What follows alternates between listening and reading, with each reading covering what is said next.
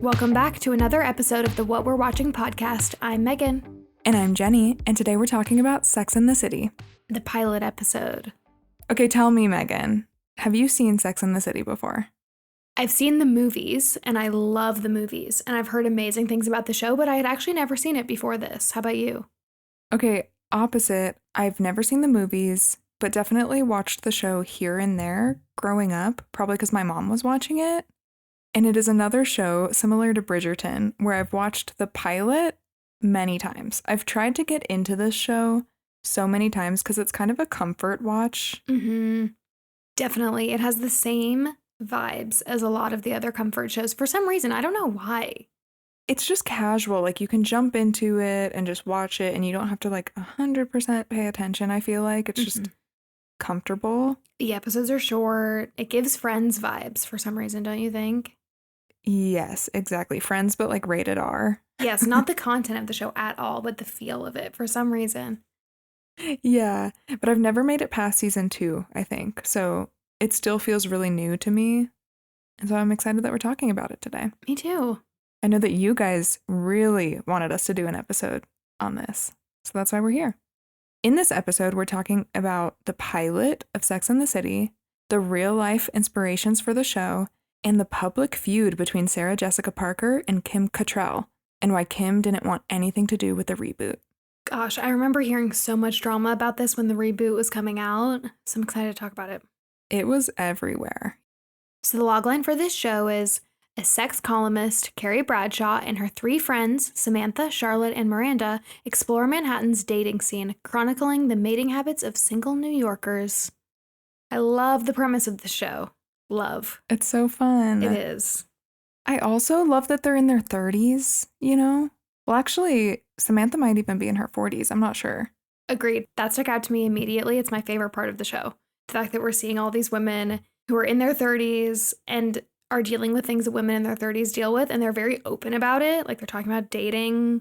I think they make some comments in the first or second episode about, knowing who they are and, not being the same as they were in their 20s. I don't know, something like that. I think they have some conversation about that. And that's so relatable because you hear women say that all the time.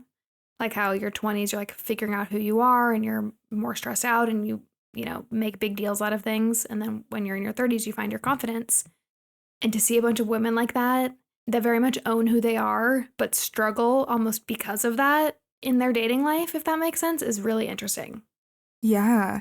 Yeah, I think that's why this show really hit home for a lot of people, because I feel like this didn't really exist at the time.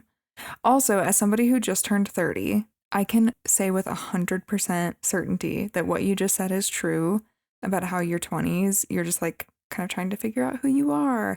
And then there's something that just clicks into place. And then all of a sudden it's oh, yeah, I know who I am. And I'm just excited for owning that. I don't know if that makes sense. Definitely. So this show ran for a long time. It came out in 1998 and it ended in 2004.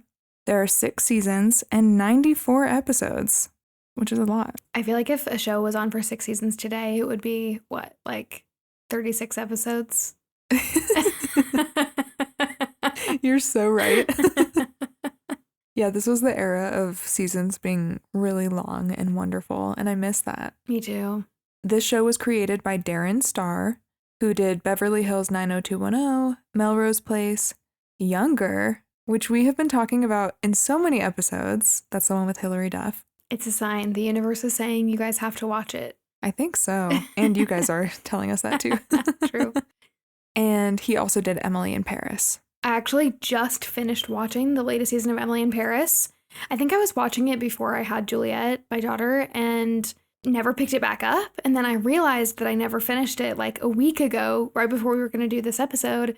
And then I've been watching it, and Darren Star is the first name that comes up in the credits. And so then when his name came up when I was watching Sex and the City, I was like, oh my gosh, it's the same person. Just crazy. I call those a brain blast moment. You're like, oh my gosh, now I know. I know I have more context for this person. Exactly. I've been seeing this name every day. Crazy. That's funny. Also, I haven't finished Emily in Paris, but I did start the latest season. Is it worth finishing? Yes, it is. Finish it. Did you get to the part where she goes to Rome? I don't think so. Okay, yeah. Finish it. Will do. Sex and the City is actually based on a writer named Candace Bushnell's Condom. Condom. I mean, it is related to Sex and the City, I suppose. Okay. Sex and the City is actually based on a writer named Candace Bushnell's Condom. You're gonna have to leave it in. I feel like that's the funniest blooper we've ever had. I'm crying. You're gonna have to keep it. Why did I do it twice? Here we go. Third time's a charm. Column, Sex and the City. Oh, she just skipped the sentence to make sure. I thought you were going to start from the beginning again. Okay, sorry. I was like, I gotta start from column this time so I don't mess up. Make sure you nail it. It is not the only time we will be saying condom in this episode. Spoiler alert. True. Column, published in the New York Observer, which was later compiled into a book of the same name. So this was based on a newspaper column that was turned into a book that then was turned into a show. Got it. This isn't the only thing we've talked about that was based on a newspaper column, though. This reminds me of Bridget Jones's Diary. That's right. And no, I was going to say Dan in real life, but maybe that's just because he has a column in the movie. I don't think that's based on it. Yeah. Bushnell has mentioned in several interviews that the character of Carrie Bradshaw in her columns is her alter ego, which I thought was kind of cool. Initially, she wrote the column from her first-person perspective, but then she later invented Carrie so that her parents wouldn't realize that they were reading about her own sex life in the column. Both Bushnell and the TV version of Carrie actually share the same initials, CB. That's wild that Carrie Bradshaw is the actual alter ego that she used. And then they made this show / book, I guess, about that alter ego being a real person. Yeah, I love that. That's such a cool concept. Yeah, I love it. Okay, now we have to talk about Patricia Field, who's the costume designer. The style in this show, I think now maybe doesn't age well totally, but in the time, it was so iconic. And so I've actually heard about Patricia Field before. She's been credited with, quote, starting crazes for nameplate necklaces, Manolo Blahniks shoes, flower corsages, and visible bra straps. And then this fashion editor named Chelsea Fairless said, I would venture to say that the mix of high fashion and fast fashion that Patricia Field brought to the show influenced most people who work in fashion in one way or another. And then Patricia actually went on to do costumes for other shows, notably Emily in Paris. And this is how I know about Patricia Field, because Emily in Paris is always criticized for the costumes. Mm-hmm. But also I love it. I love it. I think it's fun. There's two types of people, the people who love it and the people who hate it. And I Yeah. think I'm on the other side. You hate it. Yeah, I just feel like it's a little distracting. Yeah. It is. Yes, it definitely is. It takes you out of it every time, every scene. I think it's like so wild that it's fun. Yeah, I think some people were like, okay, this is the same costume designer who did Sex and the City, and she nailed that. Mm-hmm. So why didn't she quite nail this, in some people's opinion? But honestly, I can see how it's still her touch. You know what I mean? Yep. Definitely and these happen a lot in the movies, and I'm sure they happen especially a little bit further into the show. The big Carrie Bradshaw looks do remind me a lot of the over-the-top Emily looks. I think we could probably put a lot of those side by side, and you could totally see Patricia Field's stamp on it. I think people just feel differently about the characters also. I think that's part of it, you know? That's fair. That's very fair. Okay, before we get into the cast, I am so curious, Megan. Which Sex and the City girly are you? I don't know. I feel like I need to do a quiz or something. If I had to guess, and I've watched very little of the show, I feel like I would probably say Charlotte. I knew you were going to say that. And I think you're right. I don't think you need a quiz. Okay, great. What about you? I kind of think I'm a Charlotte too. Yeah, we're the same. I think I wish I wasn't, but I am. Yeah. Okay, I have something fun planned for this. We would love to know what Sex and the City girl you are. So here's how you're going to let us know. If you're a Carrie, then obviously you're going to leave us a rating wherever you listen to podcasts, because Carrie thinks great storytelling deserves 5 stars. Stunning. Does that get your stamp of approval? Stunning job. If you're a Samantha, you're going to share this podcast with a friend and maybe a few lovers. Done. dying. I'm so happy. If you're a Charlotte, you're going to leave a sweet, thoughtful written review because words matter. And the way that you can do that is you can either leave us a Spotify comment on this episode, or you can leave us a review on Apple Podcasts. And finally, if you're a Miranda, you might have a lot of fun facts yourself. You might be someone who analyzes the podcast and always comes in with your fun things to share. So just DM us your thoughts on Sex and the City, on this episode, on anything we talk about at What We're Watching Pod. This is so fun. This is so fun. I can't wait to hear from you guys. Oh my gosh. Okay, now let's talk about the cast, starting with Sarah Jessica Parker, who plays Carrie Bradshaw. You know her from Footloose, Girls Just Want to Have Fun, Hocus Pocus, The Family Stone, Failure to Launch, The First Wives Club, and many other things. She's actually received 10 Emmy Award nominations, all for Sex and the City. Wow. Despite all of those things that she's been in. That is so many Emmy nominations. I don't know if we've talked about anybody that has that many. Cool. I don't know how many she's won either. She's had some very famous relationships that I didn't know about. She dated Robert Downey Jr. from 1984 to 1991. That's a long time. That's a really long time. That's 7 years. Which in Hollywood, especially to not be married, that's big. Mm-hmm. It was during his drug addiction, as she has said, and she believed that she was the one who was holding him together at the time. Her quote, not mine. That's a lot of pressure. I thought that was kind of interesting. Yeah, I would love to hear an interview or something where she talks about that. Or maybe where he talks about it too. I'm curious. I don't know if he ever talks about his drug addiction, actually. I'm sure he does. I'm going to bring up Armchair Expert again. But he goes to the same AA meeting as Dax. So they're like really good friends and have been friends for a really long time. And they talked a lot about it, about his like, you know, because he very famously struggled with his drug addiction and almost like, I'm going to say this wrong, but like almost fell out of Hollywood because of it. And then sort of like got pulled back up, I think by Iron Man. I think that was his big kind of sort of quote unquote comeback role. He talks a lot about that with Dax when they talk about it. So if you're interested, check it out. Interesting. Yeah, I definitely should. Have I watched any of the Armchair Expert interviews that you've suggested? No, but they are all living in my brain rent-free that I need to watch them and listen to them. You can watch them, right? They're videos too? They're starting to do videos now, but a lot of their older episodes are just audio. Okay. Well, that's less pressure then, because if there is video offered, I have to watch it. I don't know why. Even if I'm like cooking while watching or like doing something else, I just like want to see what's happening. Sarah Jessica Parker also dated John F. Kennedy Jr., the son of JFK and Jacqueline Kennedy, which is so random. Yeah. But it was really brief. And she said that she didn't know what true fame was until she dated him. Interesting. Interesting. Okay. And then JFK Jr. died in a plane crash at age 38, but that wasn't when they were together. It was long after. Okay. Sad. One day we're going to talk about all of Taylor Swift's relationships, and we can talk about her brush with the Kennedy fame as well.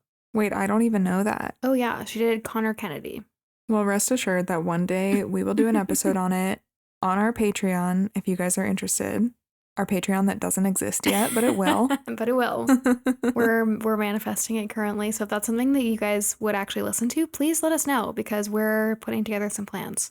The more people who tell us they're interested, the more motivation we'll get to do it. It's true. And the less embarrassed we'll feel if we do it and then nobody wants to join. Exactly. Just got to be honest with you guys. I know. In full transparency. That's where we're at.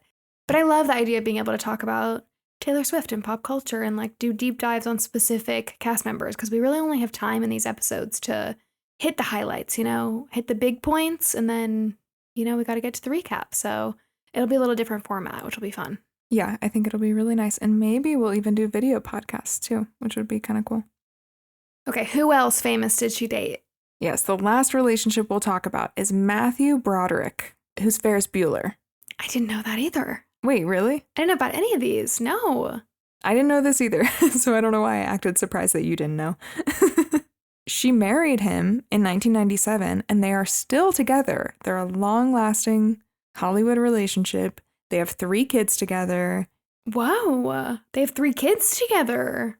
Yeah. I feel like maybe deep in my brain I knew this because we must have talked about it when we talked about No hard feelings. No Hard Feelings with Jennifer Lawrence, because I was about to say, because Ferris Bueller's in that episode. Because Matthew Broderick is in that movie.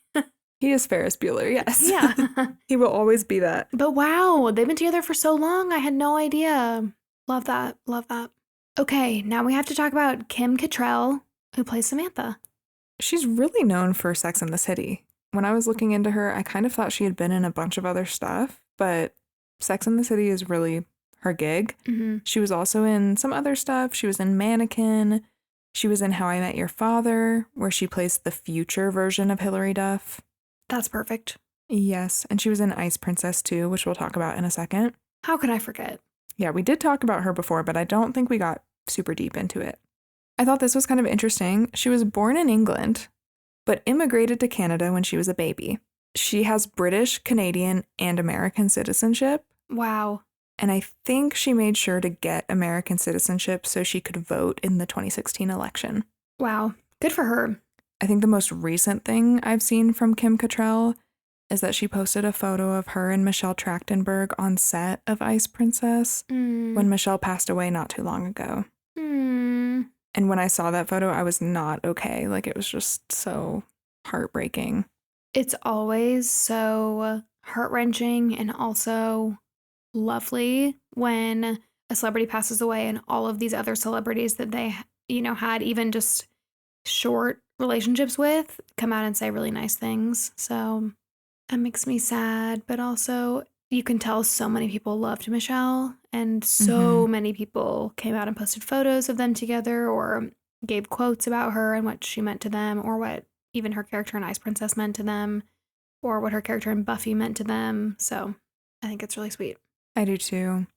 Okay, but we'll switch to something that's a little bit different. We're going to shift gears here to talk about the drama between Kim and Sarah Jessica Parker.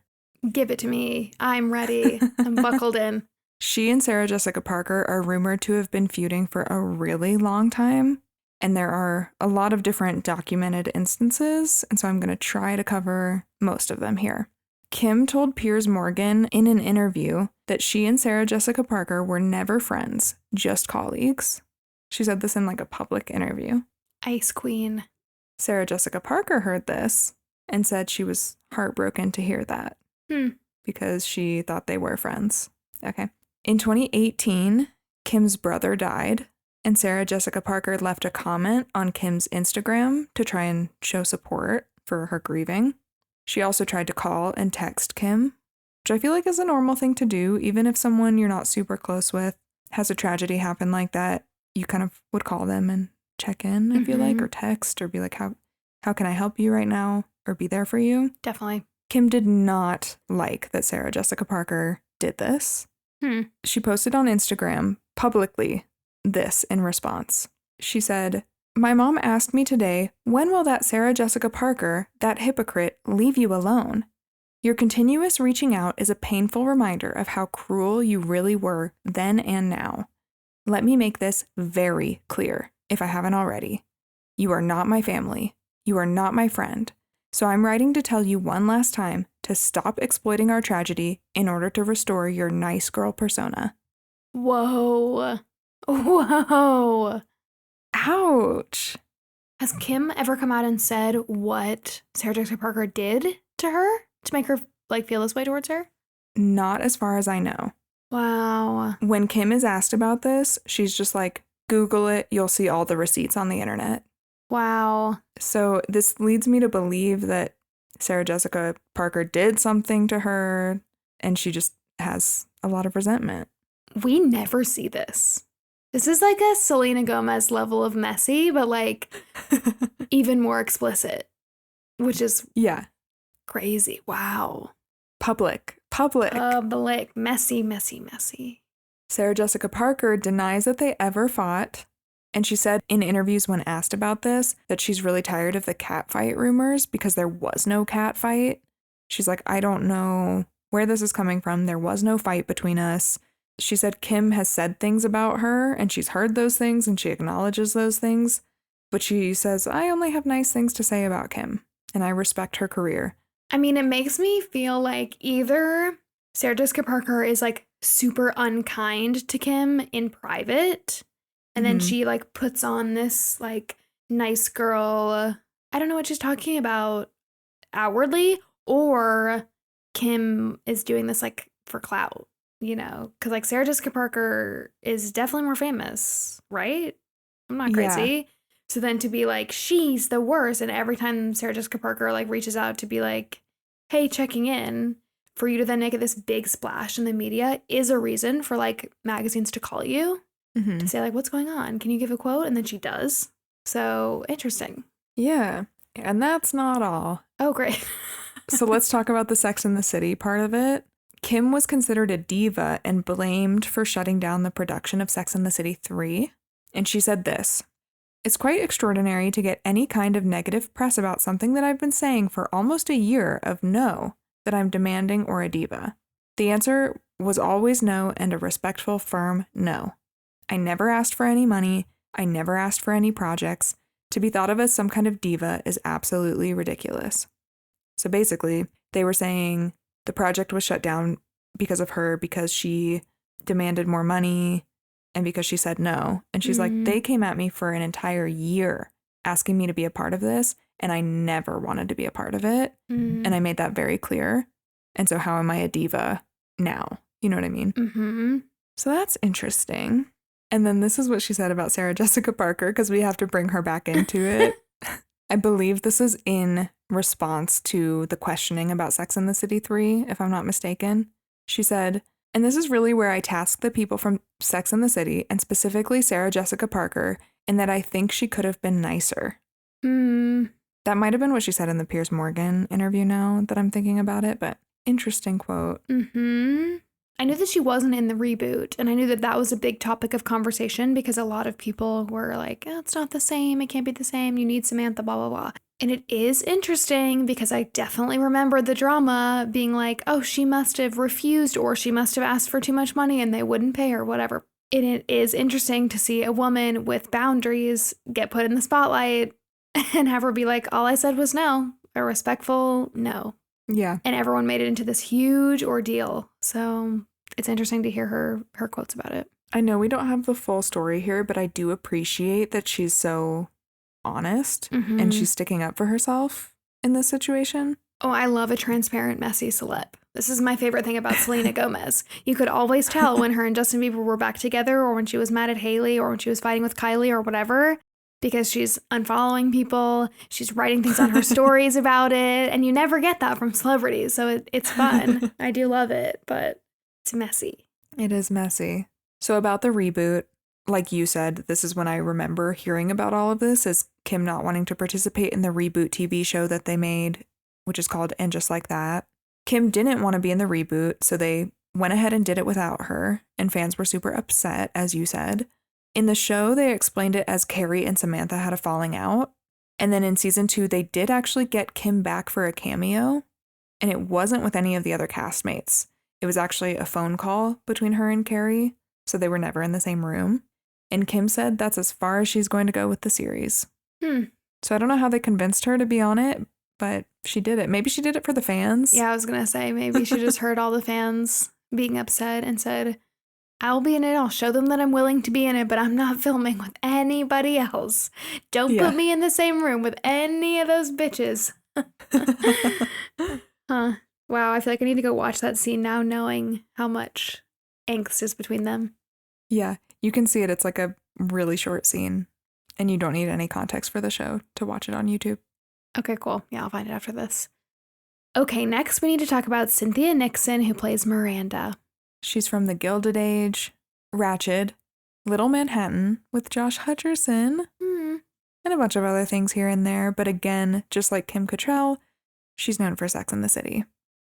She is actually the only person in this cast that we're going to talk about today who was born in Manhattan. Wow. The real New Yorker of the group. Okay, this is wild. In 2018, she ran for governor of New York. Whoa. I missed that. Yeah, me too. We were out of the loop with Sex and the City. She challenged Democratic incumbent Andrew Cuomo as part of the Working Families Party. but she did lose. Okay. Her platform focused on income inequality, renewable energy, establishing universal health care, stopping mass incarceration in the United States, and protecting undocumented children from deportation. Cool. All good things. Yeah, I love it. She cares a lot about transgender rights, and she has a trans child. And then in 2004, she started dating an activist named Christine Marinoni, and they got engaged in 2009, and they're still married to this day. Aww. Another long-standing celebrity relationship. Very, yeah. Wow, 2 of 4, at least, right? Mm-hmm. That's pretty good. So she's married to a woman. I actually didn't know. I didn't know that. I didn't know that she was part of the LGBTQ community. Cool. Mm-hmm. She said, "I don't really feel I've changed. I'd been with men all my life, and I'd never fallen in love with a woman. But when I did, it didn't seem so strange. I'm just a woman in love with another woman." What a good way to put it. Mm-hmm. Okay, next we have Kristen Davis, who plays Charlotte. I love her. Me too. I don't know anything about her, but I love her. We talked about her a little bit in our couples retreat episode, and I remember really liking her when I researched her for that. She was Jon Favreau's wife in Couples Retreat, if you guys need a refresher. She's also in Deck the Halls. And I think those are like the 2 main things besides Sex and the City that she's known for. Maybe there's a few more. She's from Boulder, Colorado, and moved to South Carolina when she was younger. I don't know when, but she often says that she grew up in the South, which I thought was interesting. She has dated Alec Baldwin and Aaron Sorkin. Whoa. First off, they seem very different. That's what I was going to say. Yeah. Personality-wise, they're different. Personality-wise, very different. I assume. Just on face value, I guess. I guess I only know Alec Baldwin from like his SNL skits. Mm-hmm. And I only know Aaron Sorkin from his masterclass. That's what I was going to say. That's actually all I've seen with Aaron Sorkin, like actually speaking. Yeah. Obviously, we've seen a lot of his, movies and TV shows, but the only thing that I've seen him talking is like in this professor type setting. So this is like a funny group of men. Interesting. Yeah. Although she is not with either of them anymore. She's actually happily unmarried, which I think we talked about in our couples retreat episode. Mm-hmm. And she adopted 2 kids on her own. Good for her. I love when celebrities have non-traditional family structures and they're super open about it. And I like, you guys I'm sure have seen the Ellen Pompeo quotes from Call Her Daddy like last week. Did you see those? Mm-mm. Okay, so Ellen Pompeo plays Meredith Grey. There was a lot of like drama about her having children, her being a working mom, her asking for a lot of money on Grey's Anatomy, blah, blah, blah. And she's always been very open about... When she's the face of it? Mm-hmm. Wow. That's a deep dive for a Patreon episode. Exactly, yes. That's a deep conversation for another time. But she was just on Call Her Daddy and was talking about being a mom and how, I think people... sort of the stigma of like, you're not going to be able to give yourself fully to your work when you're a mom. And her take was sort of just like, yeah, obviously, but it makes you better. Like motherhood makes you better. It makes you like fuller and it makes your life richer and it makes you a better version of yourself, blah, blah, blah. I mean, I feel like we just don't hear a lot of celebrities talk about like parenthood that often, especially like she was talking about how she didn't originally want to be a mom and her husband did. And so, but she like came to it eventually. And anyway, I just like when celebrities, especially women, are like open about the whole, I want to have kids on my own, or I actually didn't want to have kids, or I think being a working mom is great because of XYZ. It's just cool. Yeah, I agree. I'm glad that you just watched that because that's interesting.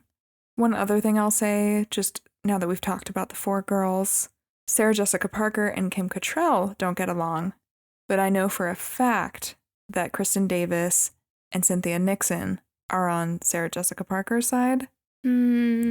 Or they're neutral parties, but I will say why I think they're on Sarah Jessica Parker's side is she just had a birthday last week, and both Cynthia and Kristen made posts on Instagram just to say happy birthday to her.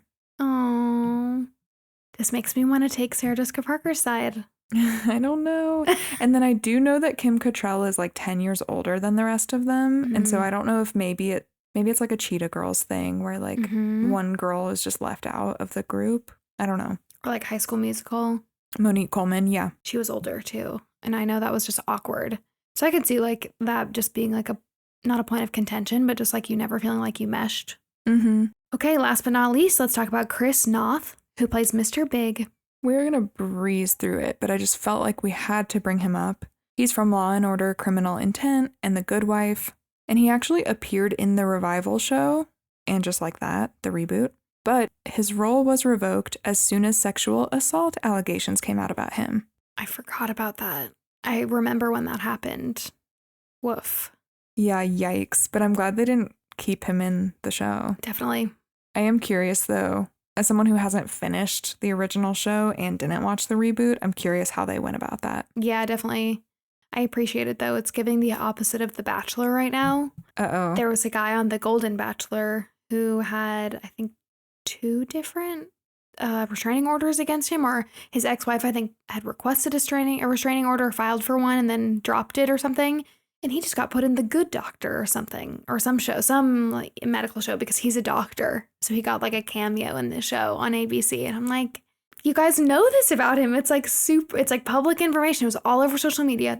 He came in second. Sorry, spoiler alert, for the Golden Bachelorette season. He came in second, and then they never asked him about it, never brought it up at the reunion, just acted like he was this great guy, didn't cut him out of the show, nothing. Which they did for another person. There was another person on the show who had the same thing happen, and they cut him out of the show. Like, they just edited him out. And then they put him on some freaking doctor drama soap opera show or something.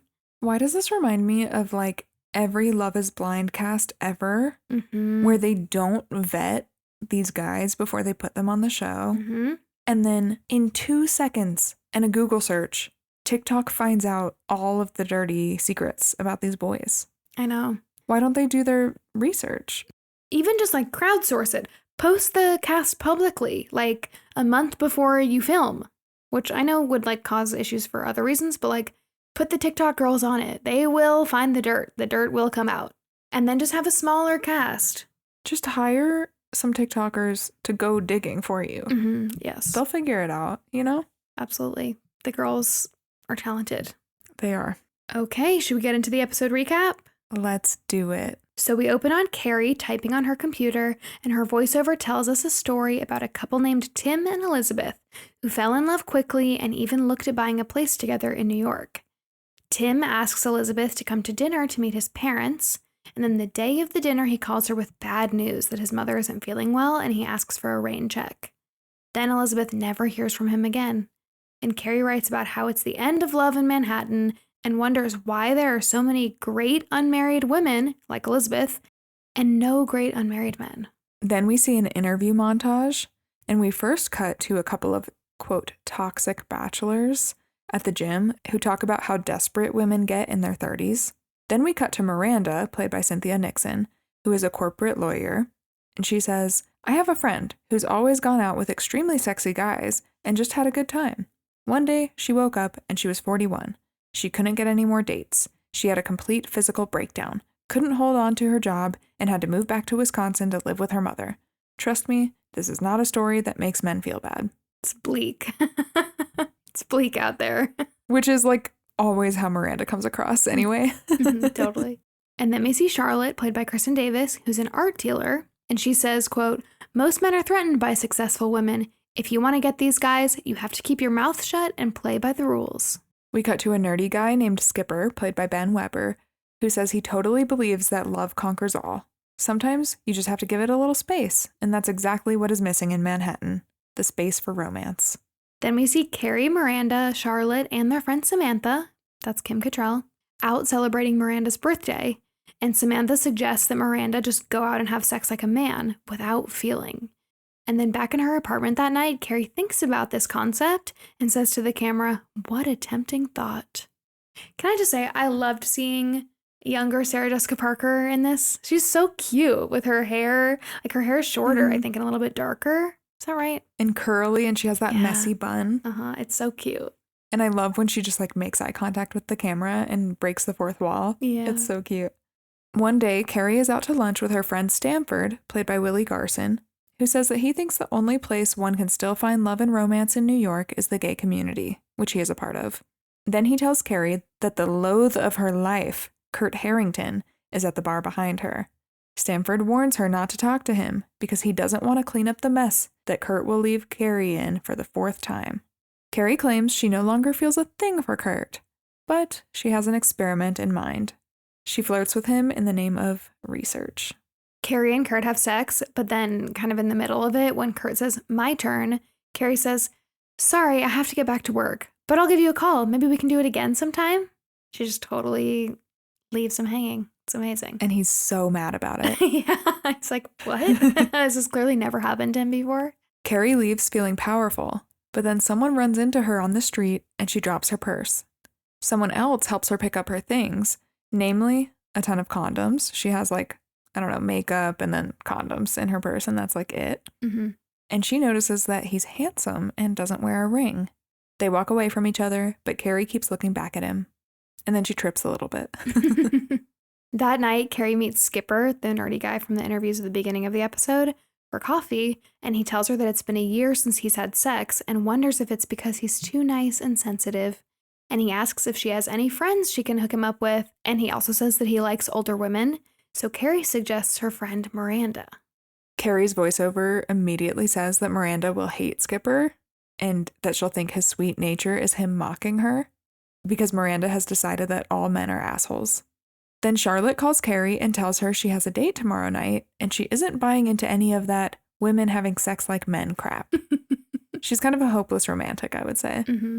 The next night, all of the girls are at a club, minus Charlotte, who's on her date, and Miranda and Skipper are sitting at the bar together, and Miranda says, it's like a model bomb exploded in this room tonight. Is there a woman here aside from me who weighs more than 100 pounds? And Skipper says, I know, it's like Undereaters Anonymous. Forgot he said that. He said it so quick, too. And then she says, in this kind of deadpan manner, that's funny, Skippy. And then she tells him her theory that men hate pretty girls because they used to reject them in high school. And Skipper says that a non-model can still be an interesting person. And Miranda glares at him and snaps, are you saying I'm not pretty? And then she gets mad that his hand is on her knee while they're talking. So it kind of blows up in Skipper's face a little bit. And immediately Carrie sees this and she's like, ooh, I gotta go rescue Skipper. But then Kurt intercepts her and he says that he was mad when she left the other day. But now he thinks it's great because they can finally have sex without commitment. She looks really shocked by this when he says it. And then he goes to flirt with another woman and Carrie tells us she no longer feels in control and is kind of confused. Backfired. Definitely. And then Samantha points to this guy across the bar and calls him, quote, the next Donald Trump, but younger and better looking, which a reference has never aged worse, in my opinion. Because this is Mr. Big. So this is the guy, okay?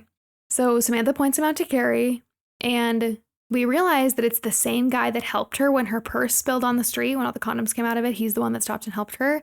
And he recognizes her too and waves. And Samantha says he usually dates models, but she's confident and decides to go flirt with him. So Samantha is going to go take advantage of the situation and try to get with him. But then in Carrie's voiceover, we hear her call the guy Mr. Big. This always confused me, his name being Mr. Big. I needed more context, I think, than what happens in this episode, which is just that Carrie calls him Mr. Big and that's it. Yeah, I was surprised watching this that there wasn't more of a backstory. So I'll give you the backstory because I learned it. Great. Mr. Big is actually based on Ron Galati, the former publisher of GQ and Talk, who Candace Bushnell, remember the original writer, had dated. She said this, he was one of those New York guys with a big personality. You just notice him as soon as he walks in the room. I called him Mr. Big because he was like a big man on campus. Interesting that they don't say that in this episode, though. Mm-hmm. Mr. Big's real name actually isn't even revealed until the final episode of the show. 96 episodes later. Yeah. That's wild. In instances where Carrie is introducing him to others during the show, she's always interrupted before she can say his name. That's cute. It's like a gag throughout the show. A gag. Okay. Yes. I like it. Michael Patrick King, who's an executive producer, writer, and director of the show, said that he loved keeping Big's name a mystery and only came up with his name while writing the last episode. Wow. He helped write the whole show without a name for the character. I guess because they had a name. It just wasn't a Mr. Big. Formal name. Yeah. Huh. I love that. Thank you for enlightening us with the background. I had no idea. You're welcome. And the only reason why I'm not telling you the name right now is because I know some people might not want the spoiler, even though it's been 20 years. I am someone who doesn't like spoilers for these kind of moments. Agreed. You can tell me after we record. Okay. So I want to know. And you can Google it if you want to Google it, guys. So Charlotte goes back to her date's place after their dinner, and we can tell that she's trying to play hard to get, but she like reluctantly agrees to go back with him anyway. And then they kiss at his place, but she says she has to get up early tomorrow, so she kind of shuts it down, and he calls her a cab. And she's impressed and thinks that she played this evening flawlessly because he so nicely offered to get her a cab and didn't seem upset. And then he even asks her to go out with him again the next weekend. But then after she gets in the cab, we see him like sort of thinking for a second. And then he at the last second gets into the cab with her. And he gets the cab to drop him off at the club where the other girls were that night. And he says it's because he really needs to have sex. And Charlotte is disgusted, rightfully so. Me too. At the club, Samantha is trying to show off for Mr. Big by smoking cigars with him, and he's just not interested at all. We see that Skipper is smitten with Miranda, even though she's mean to him, and she tells him that he's a sweet guy, but it's obvious that she isn't interested. I think she keeps calling him Skippy throughout this conversation, which is kind of cute. She's like, "You're a nice guy, Skippy, but I'm not interested." And then she tells him goodnight, but then he grabs her and kisses her passionately, and Miranda is super into it all of a sudden, and she pins him against the wall. And then we kind of sort of pan over and we see that Charlotte's date from that night ends up hooking up with Samantha, since Samantha was turned down by Mr. Big. So everybody found somebody, I guess. Except for Charlotte. Except for Charlotte. Then Carrie can't get a taxi, and she thinks that she'll have to walk home from the club. And then Mr. Big's driver pulls up and honks at her. Mr. Big says, "Well, get in for Christ's sake." So she scoots in the car next to him. In the back seat, Mr. Big asks her what she does for work, and she tells him that she's a sexual anthropologist and has a column called Sex and the City. And she tells him about her current research project on women having sex like men and feeling nothing afterwards. And he says, "Well, you're not like that." And she says, "Well, aren't you?" And he says, "Not a drop, not even half a drop." And he guesses she's never been in love. And her voiceover says that suddenly she felt like the wind was knocked out of her. When the car drops her off, she asks if he's ever been in love, and he says, "Abso-fucking-lutely." And he just smiles, and the car drives off. And that's the end. Mysterious. It's cute. It's like an elongated meet cute throughout this episode. I like it. I liked the pilot a lot. Would keep watching for the millionth time and try to get through to the end. Same. I did keep watching. I watched like 3 or 4 episodes in a row because it was fun. I wanted to see what was going on with the girls, you know? Did you ever watch the Carrie Diaries? No, but I always wanted to. Or I remember really liking Anna Sophia Robb. I'm pretty sure she plays Samantha, the American Girl doll. The American Girl doll. Am I making this up? I think there's a movie about Samantha. No, I think you're right. The American Girl Holiday. That's Anna Sophia Robb. Wait, you guys have actually requested Samantha an American Girl Holiday. That is her, right? That's her. Okay, okay. So I like her. So I remember wanting to watch it, but because I hadn't seen the Sex and the City show, I felt like I wouldn't get it. But you guys will have to let me know if you've seen both, if I could start with that one. Because it's a prequel, right? Yeah, I felt like it was made for our generation because I remember watching it. I think it came out when we were in high school. And I remember liking it and it feeling like it was like for us, if that makes sense. It didn't feel like Sex and the City at all, actually. I could see it fitting into all of the shows that were coming out for us at that time. Like Vampire Diaries, Pretty Little Liars. There were so many like teen girls shows coming out, so that makes sense. If you don't know, The Carrie Diaries is a prequel to Sex and the City. It's about Carrie. And in 2008, Candace Bushnell, who was the one who wrote the original newspaper column, was contracted to write 2 books for young adults about Carrie Bradshaw's high school years. And that's what they adapted into this show, The Carrie Diaries, starring Anna Sophia Robb, like we said, and Austin Butler in 2013. Baby Austin Butler. Cute. Baby Austin Butler. Yeah, like his Disney era. Wasn't he a Disney star? I don't think so. Was Am he? I making that up? I feel like he definitely could have been like a guest star on Hannah Montana or something. He was in Zoe 101. He was in Sharpay's Fabulous Adventure. Okay. Ned's Declassified School Survival Guide. iCarly. Lots and lots. Okay, so he was very much in that teen genre, so it makes sense that he was in this. Wizards of Waverly Place even. Okay. Love. Okay. And then I think we already mentioned this, but of course there's the And Just Like That reboot, and there's the 2 Sex and the City movies. as far as I know. They've really milked it. And just like that is still going. Well, I'm glad we talked about this because it actually got me into the show for the first time, and it makes me want to go back and watch all the movies, and maybe I will give the Carrie Diaries a chance also. I think you should. I think we both should. Mm-hmm. You guys should let us know if we should do an episode on that, because I think it would be fun. Definitely.